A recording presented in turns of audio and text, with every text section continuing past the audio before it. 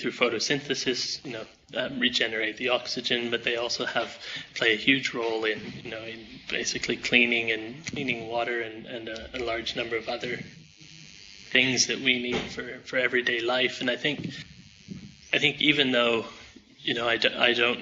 we don't need to go out and sort of, let's say, ingest a tree every day to survive. It's those functions and the services that forests provide that are essential and just as crucial as water. Being an educated forester, I really like what you're saying. Will this new recognition stay on?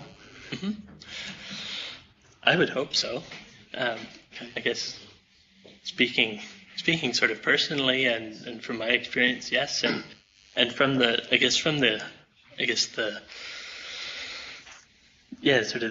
impetus of starting this sort of forestry, let's call it snowball rolling down the hill. Hopefully it will keep moving and get bigger and bigger and to the size that it should be. My last question on this session, is your research asked for from Stockholm, from Brussels, from New York? No, actually it wasn't. At least this project wasn't sort of asked for by anyone. It was basically sort of the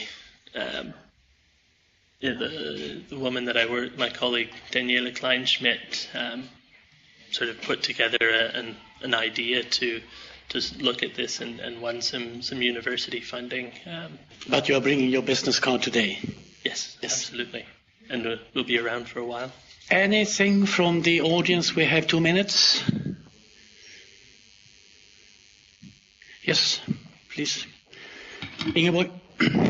Yes, thank you, Ingeborg Bromé from Ministry for Rural Affairs, Sweden. I thought maybe I can raise a point for further understanding of one of the elements you raised, and it was on the slide with different interest, and you raised the point of whether you could be classified as willing to give up sovereignty versus applying subsidiarity.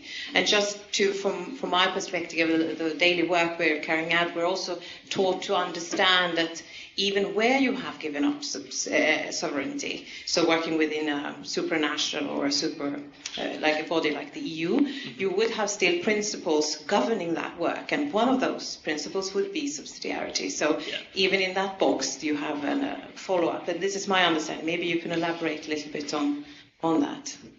I guess not so much elaborate. You're completely correct. I sort of, generalized it for sort of easy